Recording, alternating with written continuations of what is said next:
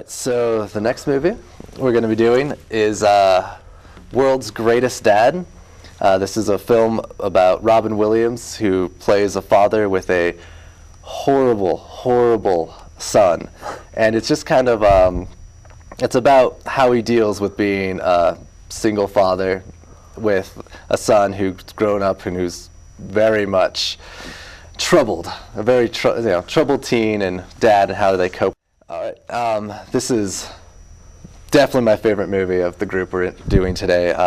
It's directed by Bobcat Goldthwait, and he's not done much. He's a voice actor of the 90s. If you'll remember, he's in Hercules, one of the Hades sidekicks. He's got a really discernible voice. He's directed some straight-to-DVD comedies, Sleeping Dogs Lie and Shakes the Clown. Both, no one's really seen them. But it's one of those movies. It's a rated R because every word out of his son's mouth, Robin Williams' son's name is Kyle, and his mouth is a straight-up swear word. But it's the way it's supposed to be. It's a good, really dark humor, of how Robin Williams deals with his son. And Robin Williams is dating a fellow teacher. He's a poetry teacher whose class is about to get canceled, and everything's going wrong for Robin Williams in this movie. So so what do you think about it? I was actually surprised how much I did like this movie, kind of going into it not knowing anything. Robin Williams is a very hit or miss kind of actor for me, especially the projects he chooses to be in. Sometimes he goes straight out family comedy, then sometimes he goes dark comedy, and a lot of times his dark comedy I feel is a little too dark, and he becomes these very unlikable characters. Like in the case of Death to Smoochie. I was afraid this was going to be kind of a Death to Smoochie.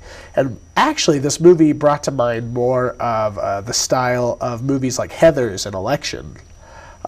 Very dark comedy, but it has its own ground, and it sort of has something to say. And actually, even though it's a dark comedy, there is a good bit of heart in the story, and sort of learning life lessons and stuff like that. But without giving away too much of the plot, they make some allusions toward teen suicide and how that affects people, and how that affects people in a negative way. It can sort of bring out the fakeness in people.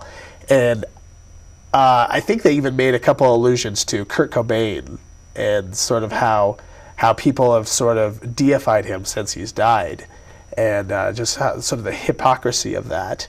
And I thought that was really interesting, and it kind of dug the story a little deeper than I thought it would go. I will say that toward the middle a little bit, it kind of it starts to lose focus a little bit. I was like, okay, where's this movie going, and what kind of a movie does this really want to be? But once it found its footing, I think that it was pretty strong, and I'd say it's for a surprise rental.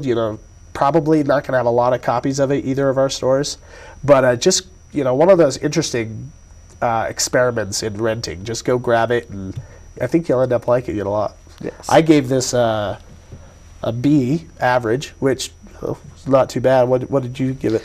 I gave this an A with a big exclamation mark, because it just speaks everything to me that I like about movies. A++. It's one of those, it's sick and twisted.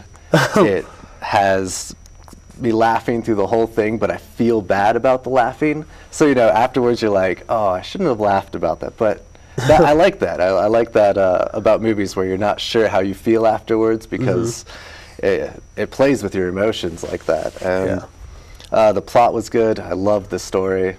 And it also has a lot of interesting twists. I liked, the allusions to the fakeness you were talking about, and even Robin Williams. They talk about Kurt Cobain, but he even refers to like old people have their Kurt Cobain, which he mentions a couple writers who were really famous, but they all offed themselves. Yeah. So it definitely works in both ways.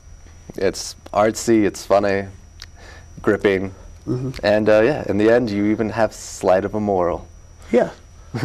I wouldn't even say slight. I think the moral is actually pretty overt, and that's what I was really surprised with this movie, is that it actually did have something to say. A lot of dark comedies just want to shock you, and then after it shocked you, it pretty much leaves you there. But like Election, it kind of had more to say, and it was actually pretty intelligent. Also, I think it said a lot about the state of our youth today, like the age 11 through 15, how kids just get so jaded that they just can't enjoy anything, and they're too cool to enjoy anything.